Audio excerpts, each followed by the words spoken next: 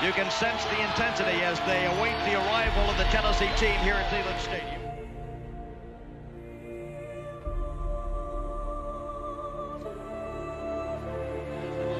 The #1 undefeated Volunteers prepare to race onto the field. Everything is riding on this football game. So there's a special intensity, a special urgency. Here come the Volunteers. Wherever you listen throughout the world, it's football time in Tennessee.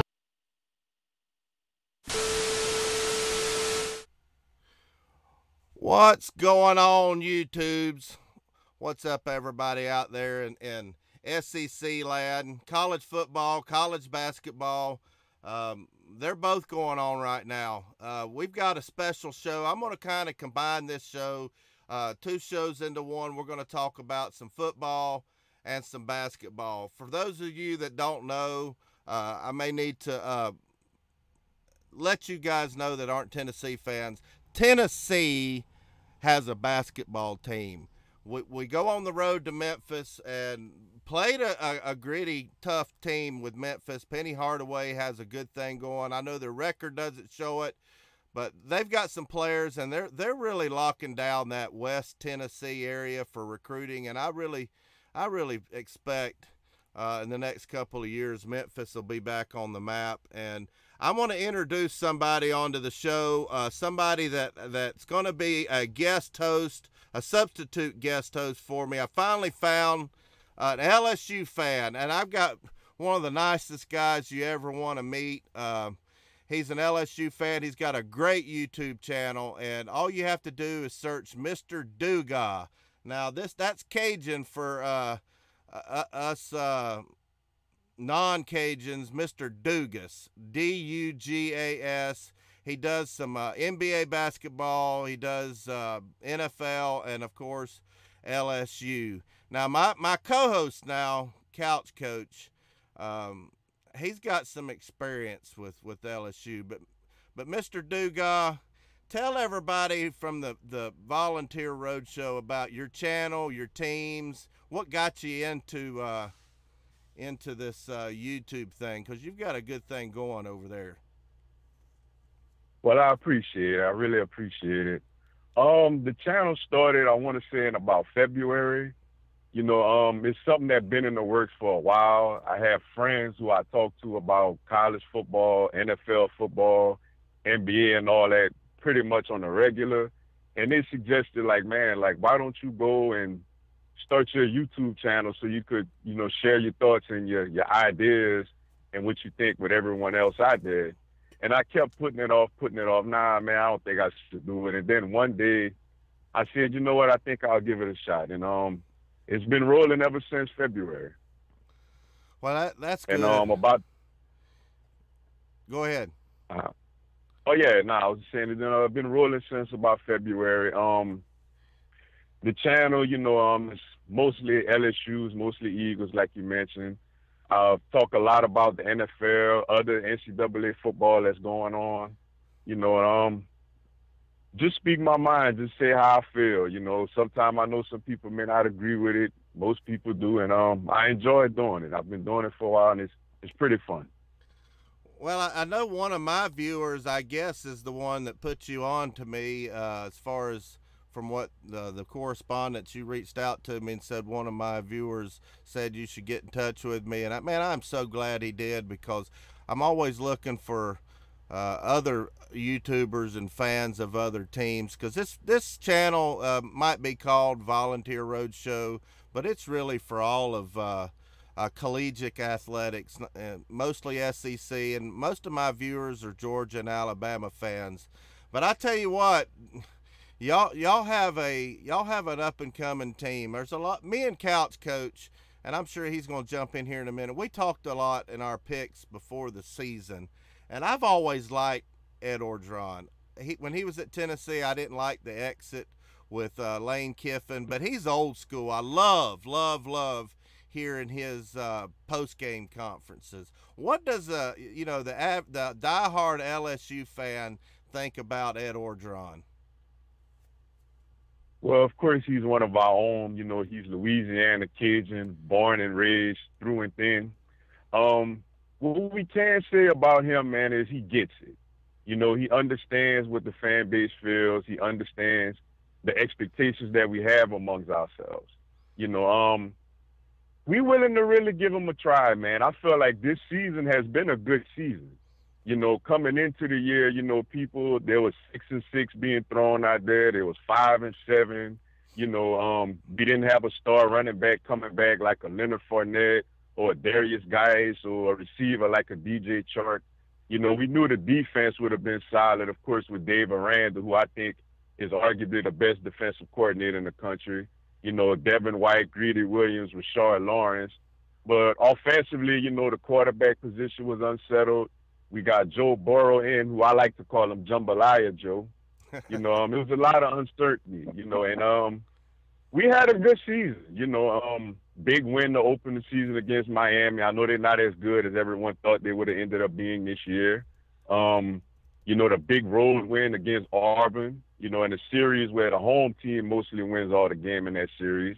You know, tough loss at the Swamp, but it was a very competitive game. You know, the Alabama game, you know, I don't really want to talk about that too much, quite honestly. But, yeah, but they pretty much do that to almost everybody they play. And the Texas A&M loss was tough, but, I mean, it was voted as the greatest game in college football this season. And to finish 9-3 and to still play in the New Year's Six Bowl with all of the uncertainty coming into the season, I think he's done a magnificent job this year. Well, I know Couch Coach probably has a lot to say to an LSU fan. He's had time to calm down a little bit, but I want to ask Couch Coach, you're an outsider, and obviously you're biased with your game against LSU, but pretty much you can give a good, honest opinion. What do you think about LSU's season, looking back on it compared to what me and you said before the season? Well, yeah. Well, I think LSU, and like you and I were talking about at the beginning of the season, I mean, we both looked at their schedule, and even though we felt it was a tough schedule, we were kind of saying, listen, you know, 5-7, 6-6, that's not where this team lines up talent-wise. And I just had a gut feeling going into that game with Miami. I'm like, this is a vintage Mark Richt choke job game that's going to happen right here. He's not going to have this team ready. LSU has to have this one a little bit more than Miami did, and that proved to be correct. And I think LSU kind of getting that good win in the beginning of the season kind of set the tone for them. I mean, defensively, I think they're, like, you know, what he mentioned, I mean, they're one of the better teams in the country. I mean, they've, you know, that's been proven the first, you know, part of the season. The Florida game with them, I mean, I think that was just kind of a clunker. I don't know what kind of happened there. I think that's just one of those deals where Florida, they just were kind of hitting their stride at a good time, and they just kind of caught them. I think LSU is a better team than Florida, so I'm not really sure how that happened. The Georgia-LSU loss, I mean, that just was what it was. Kirby can't get his team ready to play against SEC West teams on the road. I think if LSU and Georgia lined up 10 times, you would see, you know, different scores each time. I think in that situation, LSU had to have that game. Georgia came in there with the head not screwed on right, and they got the brakes beat off them. So in the long term, I felt like that was a good loss for Georgia. I felt like that was something that we needed, and that proved to be correct. LSU moving forward, I think that they played Alabama. The 29-0, that really shocked me. I thought that they would really, at minimum, give Alabama a tough out there. I know Alabama's really good, and I felt defensively they played them very well. The shutout is what really shocked me. Alabama's defense this year is not as good as it's been in the past couple of years. So the 29-0 was what really surprised me. But I think overall, if you look at LSU, I mean, I think they're a team that, you know, recruiting-wise, they're doing really well. I mean, they're probably going to land a top 5 recruiting class this year. I think what it comes down to them is just that offensive side of the ball and really establishing that identity there, and that's a lot of teams' problem. Yeah, I agree. You know, Hey, Catfish, can I comment on the LSU season? Yeah, go ahead, Spencer. So I really love the physicality of this season from LSU. Joe Burrow really surprised me. The game against Georgia, he actually played tremendously. That was maybe the best game from an LSU quarterback that I've seen maybe since, like, you go back to Matt Flynn or even Jamarcus Russell. And the thing about LSU that's going to get them over the hump against Alabama is you're going to need a dynamic Heisman candidate quarterback. Like if Dwayne Haskins was on LSU, if a quarterback like Kyler Murray somehow went to LSU, then they could finally put it all together because Greedy Williams, Grant Delpit, these are first-round guys. Devin White's a top 15 pick.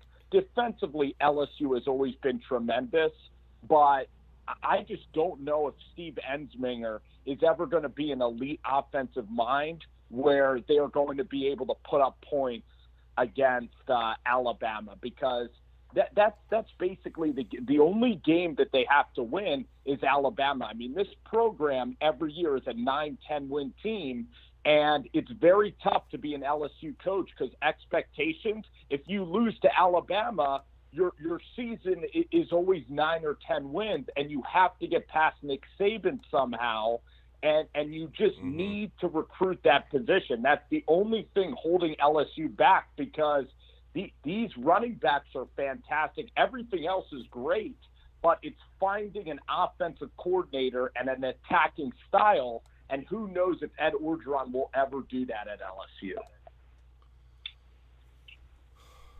Let me jump in here. We were talking before the show about the recruiting that Ed Orgeron needs to do, and you were telling me something about him being an LSU guy. How do you think his in-state recruiting is going so far compared to Alabama? I know Alabama has come down to your neck of the woods and stole a lot of great players since Nick Saban's been there. But how do you think Ed Orgeron's going to be able to connect and land some of these big-time in-state recruits? I think the key that he uses is he tries to sell the recruits on not only the history of the program, but also being a proud Louisiana native. Yeah. You know, of also being from Louisiana and knowing what it would mean to be part of the LSU team, you know, to break the barrier and get over Alabama, to get over that hump, and once again compete for a national championship and get into the college football rankings. Because like you said, the problem hasn't been at running back or wide receiver or defensive back or lately even linebacker. You know, the problem has specifically been the quarterback position. And I also think over the last couple of years, it's also been on the offensive line. You know, the offensive line and the defensive line, because the last couple of years, you know, I think Rashard Lawrence is a really good defensive lineman, but we haven't had like the Michael Brockers or the Sam Montgomerys or the Barkevius Mengos that can consistently get after the quarterback. Now, we did lose Clavion Chason in the Miami game, you know, the first game of the season to a torn ACL, and he was expected to do big things for us. But we've been missing that type of pass rusher also. And as far as the quarterback position, quite honestly, it's kind of hard to understand. Now, Louisiana, we haven't really had really great quarterback prospects in a while. But, you know, you do have Texas, which is next door. You know, Texas has great quarterbacks. You know, the state of Florida is pretty good quarterbacks. And, you know, it's hard to fathom the fact that we haven't been able to get into the state of Texas and get one of these big-time quarterbacks to come to LSU. But what I love about Coach Orgeron is he gets it. He understands that. You know, the problem, one of the issues we had with Les Miles is we felt like he was stubborn, you know, where he didn't want to change his offensive philosophy. You know, he felt like, hey, I'm going to run the football, control the clock, play great defense, and I'm going to win football games. And for the most part, he did that. But as time went on, you know, we wasn't just losing to the Alabamas. We was losing to Ole Miss. We was losing to Arkansas. We lost to Mississippi State and teams like that. And I think he's doing a great job as far as like this season. You know, we got big recruits as far as Derek Stinley Jr. coming in, Cordell Thomas. He was able to flip John Emery Jr. from Georgia to stay home to LSU. You know, Tyrion Davis at running back. You know, we still trying to get the kid from Emit, Ishmael Smith, I want to say his name is. So he's always had a reputation of being a great recruiter. Mm-hmm. So with that fact, I think that he's on the right path. I completely agree with the Steve Ensminger as far as being a great offensive coordinator. I'm one of very few LSU fans. I actually thought Matt Canada was a solid offensive coordinator last year. I liked it, the whole shifts. I liked it, everything he did. If you go back and watch the Alabama game last year, you know, we only scored 10 points, but it was a lot of plays that he ran very well, played good plays. It's just it wasn't executed by Danny Etling. There was a couple of times where DJ Chark got behind the defense and Etling missed the throws. And Steve Ensminger, you know, he's decent, but the last two times he's been the coordinator against Alabama, he got shut out both games. You know, a couple of years ago and this year at home.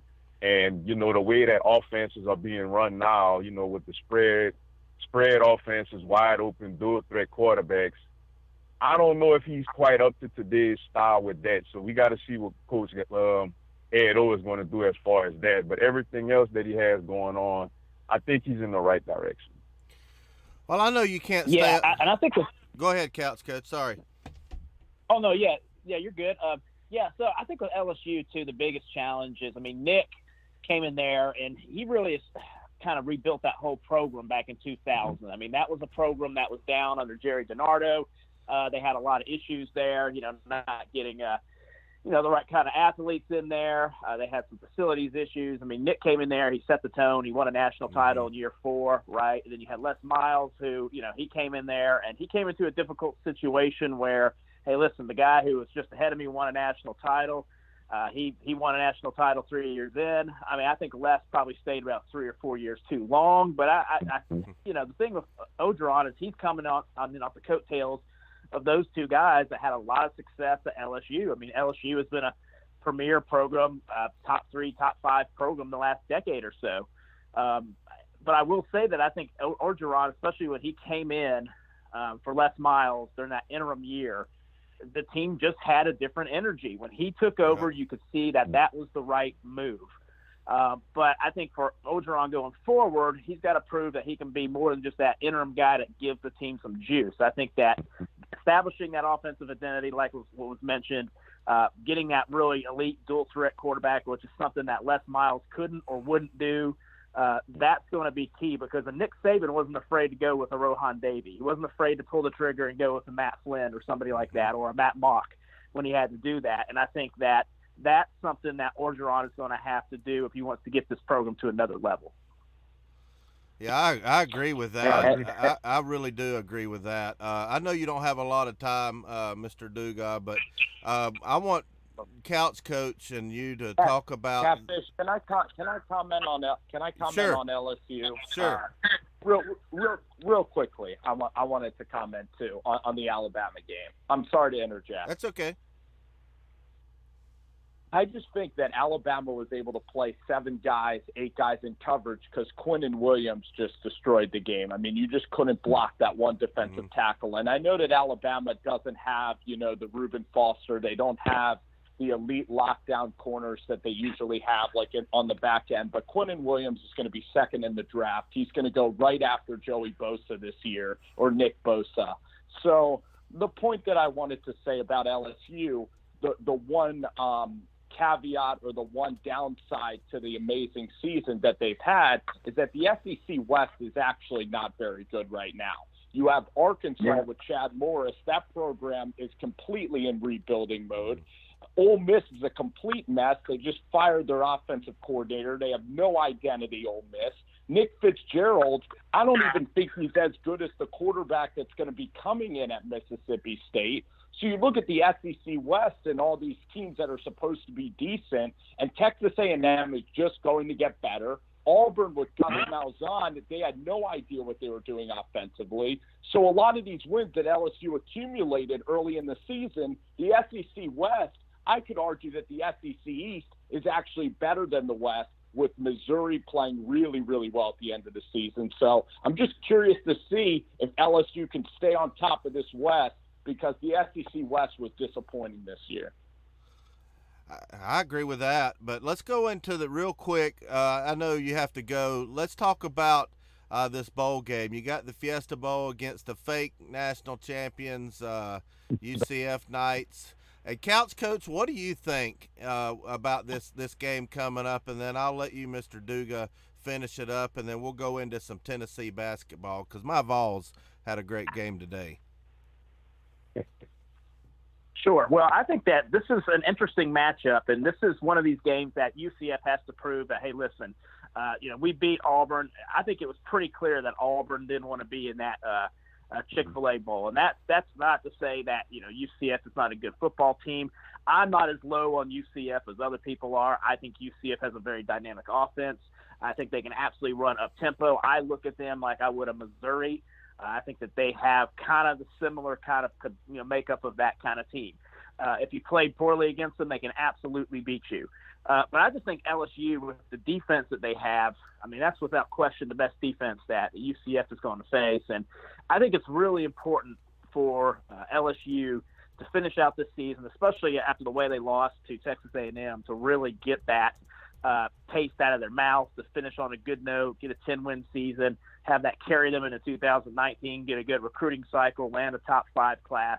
I think it's imperative that LSU really plays well and finishes well here, and I kind of think they will. I think that this is I think Auburn just didn't take that game seriously, and that was on them. I think LSU is going to do that, and I think LSU is going to go out there and be like, listen, we're the better football team, and we're going to prove it to you. Yeah, the only thing, like I said, with UCF, they have the 25-game winning streak. They was, the paper champs last year. They had a whole parade and everything to celebrate that. The only issue I have with us, obviously, athlete for athlete, I feel like LSU is the better team, obviously. And I think we're going to be more motivated than Auburn was last year because, they basically just missed out on making the playoff with the SEC loss to Georgia.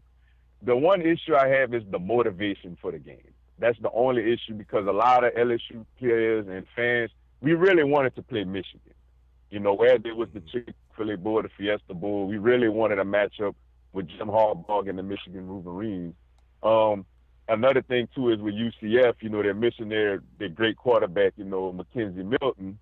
Even though the backup, Darryl Ward, came in and, he led them to a great comeback win against Memphis in their conference championship game. But the key to us is just coming out there and showing our physicality, just lining up, running the football. We don't need to get too cute, just out physical them because I feel like physically they shouldn't be able to compete with us. Defensively, we're going to be missing Greedy Williams. He decided to skip the game to prepare for the NFL draft. Our other starting corner, Christian Fulton, he's been out since the Arkansas game with an ankle injury. It's great to see that Devin White, is going to play this game. He even has talks that he may even return next year, which, as an LSU fan, I don't think he should do. But if we go out there, have the mentality that, look, man, we could end a 25-game winning streak from a team, which is the longest win streak in the country. If we could have the mentality that we could have a 10-win season, the mentality that we can win a New Year's Six bowl game. This is also our first New Year's Six bowl game since the whole playoff format has been formed. Mm-hmm. But if Coach O could motivate the team and we go out there and we understand those things that's on the line and we use our physicality, we should be able to win this football game. But if we come out and, we start thinking about other things like, oh, man, we really don't want to play this team. We wish this was Michigan. Or, hey, let's try to get cute with our play calls and stuff like that. They're a type of team that will knock you off. But I think we're going to come in ready to play. I think we're going to run the football with Brissett and Clyde Edwards-Helaire. And I think defensively, our younger players, we're also going to be missing Jacob Phillips, our other linebacker, for the first half for a targeting call against A&M. But if the other guys like Patrick Queen step up and Devin White does what he does, Grant Delpit back there does what he does, I think we'll pull this game off. Well, Spencer, what do you think about this game?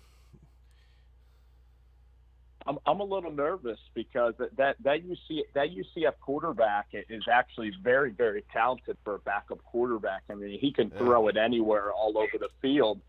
And, you look at UCF and they still have physical talent. I mean, they have the guy, Mike Hughes, that went in the first round last year. Shaq Griffin was a very good player. I mean, Florida recruits are still very, very good. And UCF is going to put up, I think, a lot of points on LSU. And I give the offensive edge, certainly, actually, to the Knights. I don't know if Joe Burrow is going to protect the football. I mean, last year Stidham had a lot of trouble against this defense, and I would take Stidham over Joe Burrow. So you're absolutely right that they're going to need to run the football.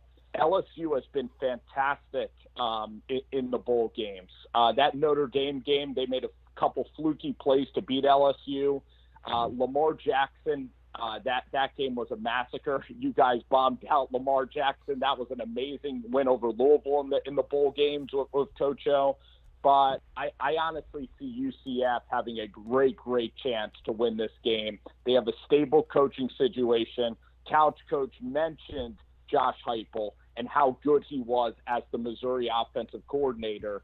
I'm actually very worried about this matchup for LSU. I think UCF is a dangerous team with some real dynamic weapons offensively. Well, that's some good stuff. I can't wait for it to get here. Of course, my season's over. And for y'all that are just now tuning into my channel, we're 11 time in a row off-season national champions, and our off-season has officially begun. But I tell you what, I really appreciate you coming on the show, Mr. Dugas, and I want everybody to go check him out. If you could comment after you get off from here in the comment section so people can find your channel. And you do some great stuff, and I really appreciate you coming on. Thank you all. Thank you all for the conversation. It was fun, and I'm looking forward to being on again. You have a great show and a great channel as well. All right, I appreciate it. Okay, y'all have a good one. Well, Couch Coach, you don't have much to talk about in basketball. Before I get into gloating about my Tennessee Vols, you've got a decent coach. Mm-hmm. What do you think about Spencer? What do you think about Crean and the prospect of Georgia basketball in the next couple of years? Do you think that was a good hire? A home run hire. Yeah. I think it's absolutely brilliant. The thing that I love about Tom Crean is that, a lot of people look at Tom Crean and they think that he's angry all the time, and they think that he's like an annoying personality. But if you actually listen to him doing interviews, he's one of the nicest guys that you're going to find. And Tom Crean really was able to look back at his Indiana times. And Bloomington, Indiana is one of the toughest places to coach basketball because you're always in the shadows of Bobby Knight. You're in the Big Ten. There's a lot of expectation, but Tom Crean is an established coach. He was tremendous at Marquette. They were able to get like Dwayne Wade. They were very good at Marquette. And then at Indiana, he had the Zeller kids, and he also had Victor Oladipo. So Tom Crean is an unbelievable hire for Georgia. And then just go to Atlanta. And Georgia, I mean, we talk a lot about sleeping giants, and that's kind of a term that so many programs have. But Georgia has a hotbed of recruiting. It's a low-risk, high-reward place, and Athens is beautiful. So I think the hire is absolutely fantastic, a fantastic hire. Yeah, I agree with a lot of that. And for me, I'm obviously a huge football fan, and then like my college football fan mainly, and then of course pro football distant second. Being at Georgia when I was there, Jim Herrick was the coach, and he had all his kind of situations there, and I enjoyed Jim Herrick. I thought Jim Herrick was as good as Georgia was going to get. Jim Herrick and Tubby Smith were about as good as Georgia was going to get, considering the facilities that we had, things like that. I know a lot of people were upset that, Tubby Smith left. I mean, why would he not go to Kentucky, right? I mean, Georgia is what it is. I think Georgia as a basketball program, it's going to be interesting to see how Tom Crean kind of meshes with Greg McGarity. Because, Greg McGarity and Kirby Smart, they have this kind of understanding of like, listen, Kirby's been given the keys to the kingdom, and it'd be interesting to see how that's going to work with Tom Crean. Tom's kind of he's like a Tasmanian devil of energy. I mean, he comes in there, he's kind of a interesting guy, but Kirby loves him. I mean, he and Kirby get along very good, and so it's going to be interesting to see. I mean, I'm not expecting miracles in year one. I mean, obviously, because Tennessee and Kentucky are kind of the beasts in the East right now, but I think that if Georgia can get back to the tournament, can get an SEC title like we did with Dennis Felton, those are all things that are on the table for Georgia in the next 3 or 4 years. And if we can get a solid number 2 right behind football, I think that's worth trying, and I think Crean's the right guy for that. I agree. I love the Crean hire, and you're right. It's not too much expectation, but it's about building. So yeah, it's great. Go ahead, Catfish. Well, I think that was a home run hire too. When I saw it, I said, "Oh no, he can turn that. He's just a perfect personality to come in there and turn around a program that doesn't care about basketball." And Couch Coach, if you get bored about me gloating about my Tennessee Vols, because we're going to go into some Tennessee Vols, feel free to hang up. You're not going to hurt my feelings, but I'm going to be gloating a little bit. But let's get on to this Tennessee men's basketball team, Spencer. We're on fire. And, I know this is going to sound crazy, but I said 2 or 3 things before the season. One of them was, we're going to the Final Four. I promise you that. And Grant Williams was selected as the SEC Player of the Year, and I said Admiral Schofield was going to have a better season. And it looks like, is there a better coach that's doing a better job than Rick Barnes? I mean, we just got a lot to be excited about as Tennessee fans. What is somebody up there in Philadelphia, and everybody, this is Spencer with Rover Sports up in Philly, what does somebody up there in Big East land think about, what's going on in Knoxville with Rick Barnes and what he's done? Yeah, so I'm going to be honest. I was rooting for Loyola last year, in the tournament, because they're one of my favorite Cinderella teams. And when Tennessee hired Rick Barnes, to me, Rick Barnes was a guy at Texas that was kind of overrated. He wouldn't go deep in the tournament. He'd get like a Kevin Durant. He'd get a couple of guys, but I wasn't in love with his personality. And the thing is, I am so impressed. I am so impressed with this Tennessee team, and they absolutely have Final Four potential, because I look at the teams. You have the Gonzaga Bulldogs that have experience, and then you have a lot of teams that are freshman-led. Even Kansas is very young. Duke is so young. But Admiral Schofield and Grant Williams, tremendous college players. Schofield reminds me of Sean May a little bit at North Carolina. So Tennessee, you absolutely are right, Catfish. You've got to have Final Four expectations. If it's not this year, it's never. This is an unbelievable team. What a win today. This is unbelievable, Catfish. You beat Gonzaga in Phoenix. Get excited. Get excited, sir.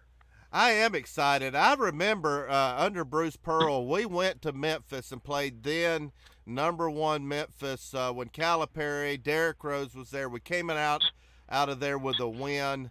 But what I really remember most, besides all the good things, is the very next game, a couple of games later, we were ranked #1 for the first time ever, or in a long time, and we lost to Vanderbilt. I was worried about, after that hard-fought victory against Gonzaga, and they're a great team, that we would come back. We had to go across the country to play for one, and then come back home, and then travel over there to Memphis. I was worried that we were going to come out flat, and we played wire to wire. We played great basketball. We led. I'm pretty sure we led wire to wire.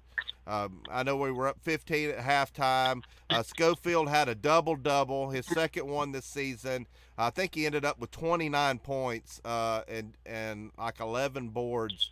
And I'm just excited. Bone's playing great. And when Monte Turner comes back, man, we're just going to be an all-around great team. I really think we're we have the team to be the number one team in the country. I know this is a fan speaking, but I really think with the other teams that are in the top 5, it's not out of the realm of possibility if we get in the Final Four and Schofield and Williams and all our bench players, Lamonte Turner coming off the bench. I think we could be national title contenders. I know a lot of y'all going to think I'm crazy, but I really believe we have the team. And you're right. It's this year or never, because we lose Schofield and Grant Williams this year. Now, we've got some good recruits coming in, but it really is this year or never. And I really think we have a chance to really, really make some noise this year. I think we're a more mature team than even Duke is, and Duke's got a great team. Yes, and Catfish, I wanted to say, I love that you guys can win in a multitude of styles, because I thought Tennessee is an elite defensive team, but you guys put up 97 points today or something. 100. One of the highest point totals. 102, I think. 100 points. So your offense is also fantastic. If I were Tennessee, if I'm you, I don't like seeing the games get up as high as in the high scores like that. I kind of want to keep the game in the 70s. I love your point guard that controls the pace of the game. And I mean, the NCAA tournament, you might have a tough matchup somewhere along the way. It depends on the seeding and a lot of different factors. But your team is so mature. Admiral Schofield, the character of this team is what makes it such a likable team. And in the one and done era, you guys actually have players that have stuck around the program. That's why it's such a likable team, and I absolutely and you guys are going to beat Kentucky. You should win the SEC for sure. Yeah, that's the thing with Calipari up there in Kentucky. A lot of their fans are wanting a Tennessee type team that has a bunch of players that's been around a while. They're getting tired of these one and dones. I mean, I would like to have a couple of one and dones. But Kentucky has kind of fallen off. That game they had against Seton Hall, I don't know what Calipari was thinking, why he didn't call the timeout. But I'm going to tell you something. Kentucky will get it together by conference play. They're going to still be a tough out. We're still going to sweep them. So if I got any Kentucky fans watching, we're breaking out the brooms. I called it. Call your bookie. We're sweeping you. Auburn's playing great, and even Mississippi State has snuck in the top 25. SEC is actually, with last year and this year, is showing that they can play some basketball. What does somebody up there in Big East country think about the SEC coming on? Yes, I love Will Wade too. Yeah. I love that passion. We just had the LSU guy on. Will Wade is so much fun. The Bruce Pearl situation, who knows how the sanctions are going to work out. I think that there's still more drama with Bruce Pearl. Yeah. But being a Tennessee guy, I know you love Bruce Pearl. I absolutely love Bruce Pearl as well. There's Auburn people that say Bruce Pearl is the most likable coach in any sport that they've ever had at Auburn, including football. So, the thing is about the SEC is that it is getting really good. Missouri, they had Michael Porter Jr. They still have his brother. Arkansas is a pretty solid program that's going to be in the tournament as well. You have Frank Martin. The coaching is very, very good. But I wanted to talk about Kentucky for a second. I think Kentucky is trending so far down. I mean, Catfish, you saw them in the Sweet 16. They lost to Kansas State. They had the easiest draw to the Final Four, and they still couldn't get there. I think Coach Cal, I think he's trending downward, and he needs to adjust the kids that he's bringing into his program. There's not a lot of talent on this Kentucky team anymore. They're all going to Duke now.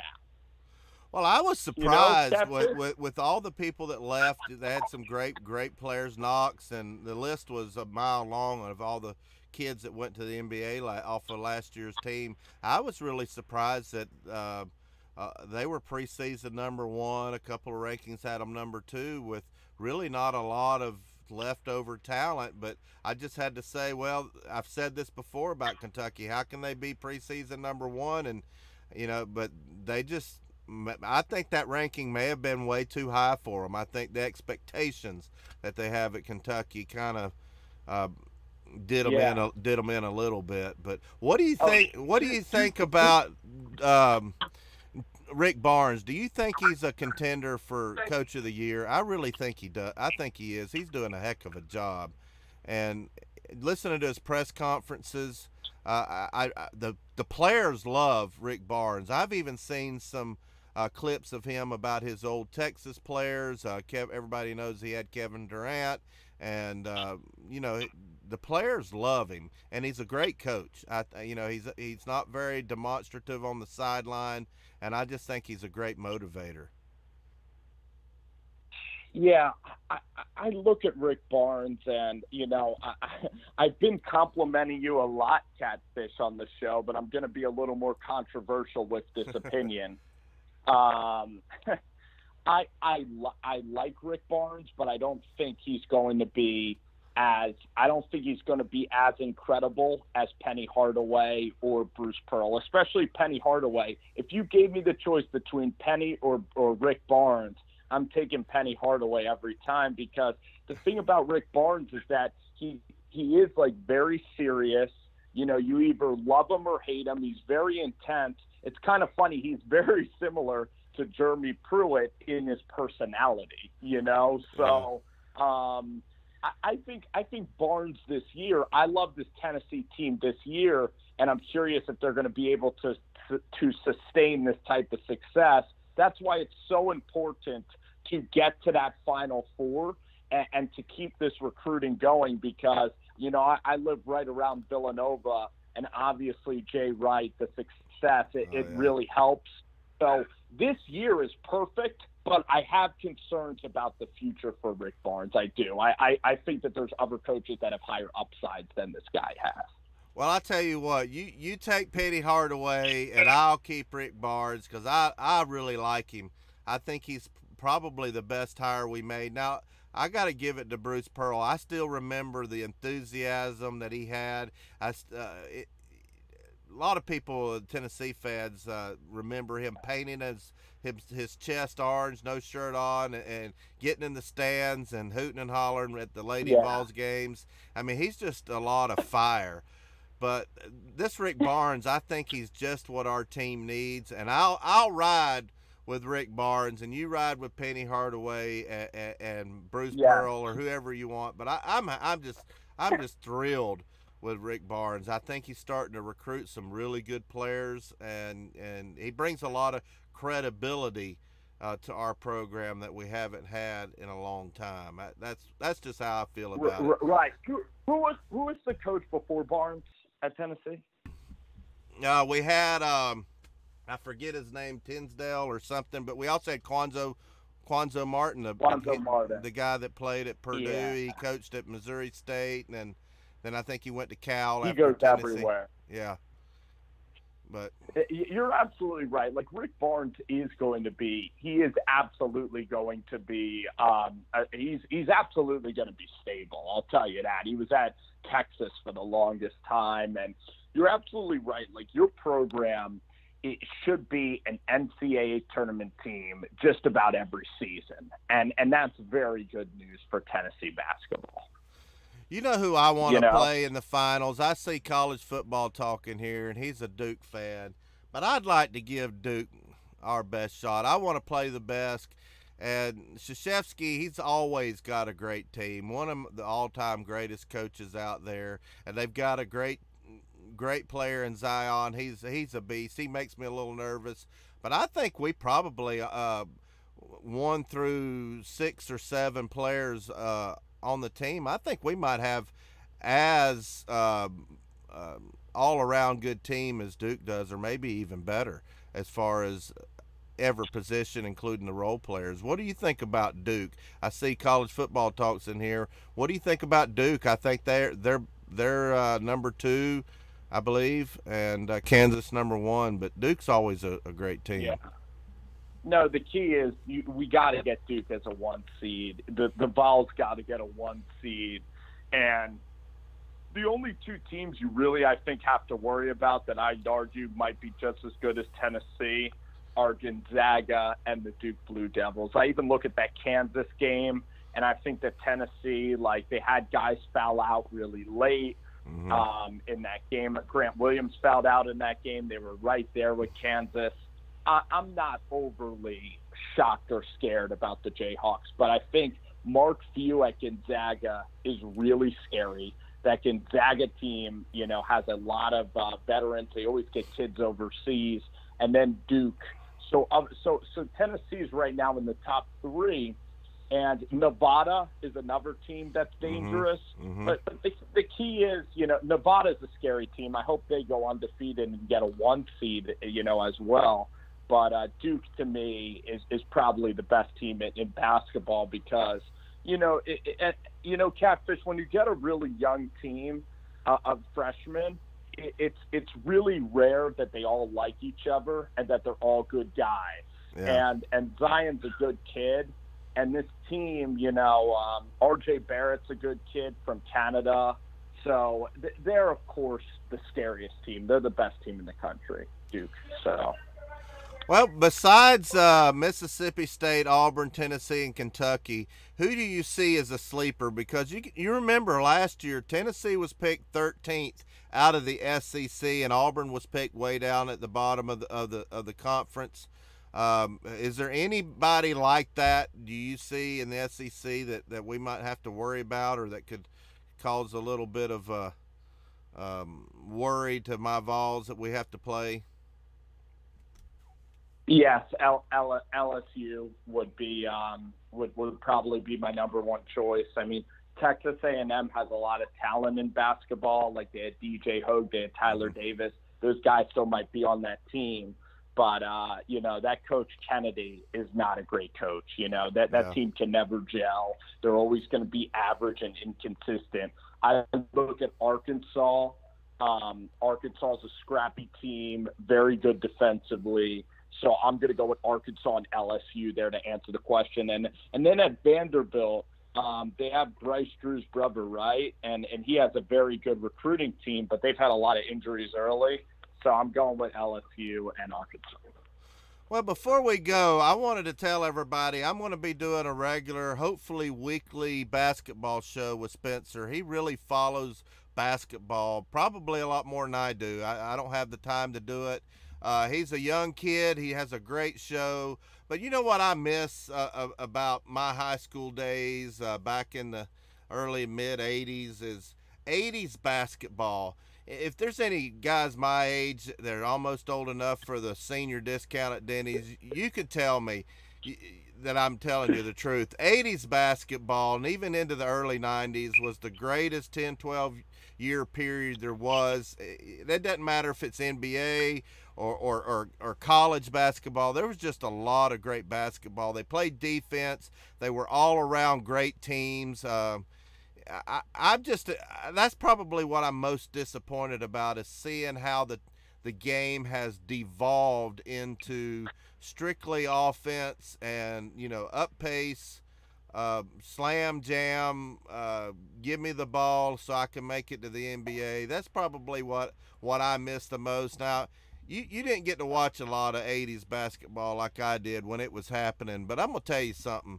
80s basketball, we'll never see that decade again. And so I challenge you to go back and watch some of the 1979 Indiana State, Michigan State with my favorite player, Irvin Magic Johnson. That's why I'm a Laker fan. That was some great basketball back then. You had Clyde Drexler playing at Houston, the University of Houston, and just a lot of great basketball in the 80s. We'll never see that again. What team do you see out there in college basketball that could translate into 80s basketball that's playing right now? Is there anybody out there? Oh, man. I mean, we were talking a lot about Tennessee, and, you know, to tell you the truth, Catfish, like as the show continues to evolve, and thank you so much for having me on this show, I'm going to be able to watch a lot more college basketball. And I really like even going and watching the Missouri Valley Conference. I like teams in the Midwest. You live out by Tennessee and Missouri, so I actually like Missouri State. I like all those teams. Like Northern Iowa is a great defensive team that I've always liked under Ben Jacobson. I'm going to go with the Gonzaga. I'm going to go with the Zags and the Vols for the 80s basketball. But, how about last year's Loyola team was very 80ish because none of them could even dunk a basketball. And I totally feel you, man. Like, you go back to some of those teams even in the 90s when, Connecticut was very good. You had Ray Allen at school. You had Richard Hamilton at school. Connecticut had those unbelievable teams. And even at Duke, you'd see guys like Dunleavy and Chris Duhon and all those guys. Jay Williams would all stay 2 or 3 years. And that's kind of what college basketball is missing. So I agree with you that I don't like teams that just will gun threes and kind of be out of control, because it's a lot of athletes playing basketball and they're not a lot of great passing, not a lot of, subtle plays in the game. Like, I like those crafty college basketball players. I do. I like the craftiness. I'm sure you like somewhat the dirty players. Like, I'm sure you liked McHale a lot. Or you're a Laker guy. Hated McHale. No, I'm sure you respected the competitiveness of, like, the bad boy Pistons, like how the rivalry meant something, the hard fouls.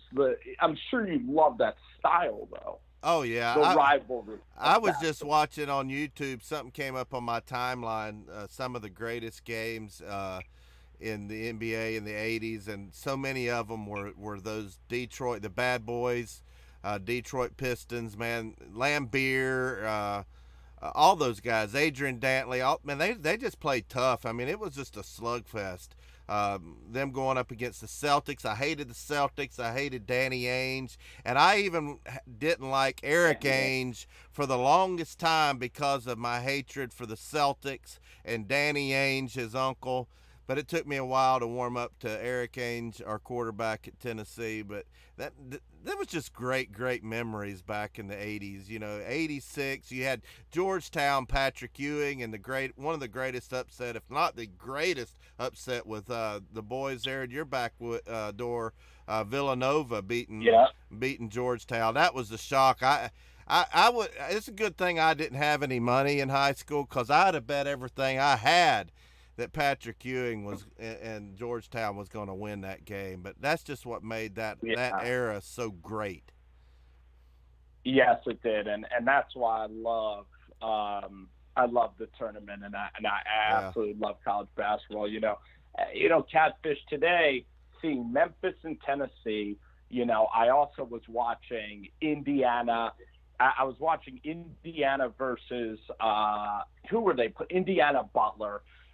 I love these in-state rivalry games, man, and I kind of it's kind of annoying how college basketball starts so early, and I'd almost love a middle. What I would do if I was the commissioner of college basketball, I would have a middle of the season break from conference play so that this Memphis Tennessee game could be in January, on a Saturday night in January, because today seeing the FedEx Forum. And when I was, going for middle school, this rivalry weekend in college basketball is tremendous, but I think we're still kind of in football mode and bowl mode.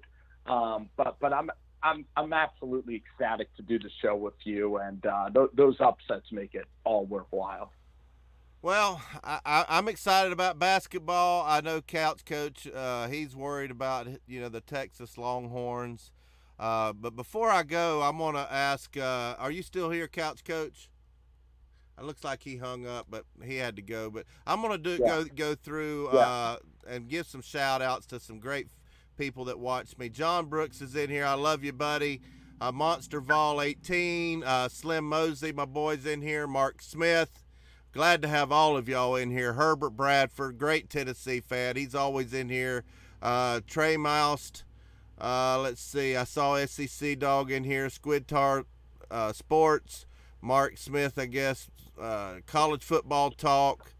There's a lot of you in here. Matt Champion's in here. Glad to have you. Vol General.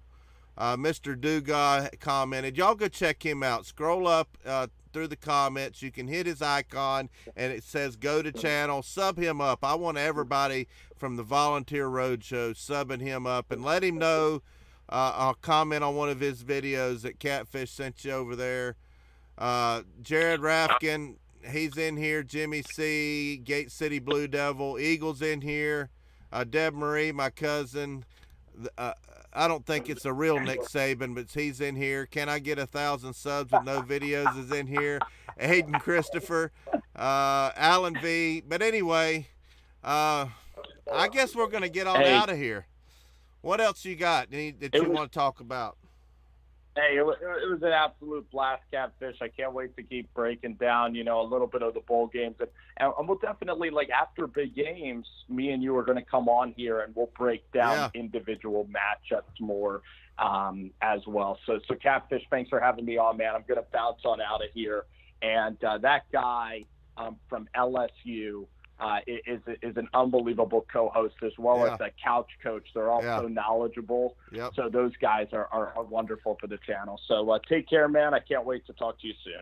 All right, buddy. Well, all of y'all that watch me, y'all know what's coming next. Thanks for tuning in. Go Vols.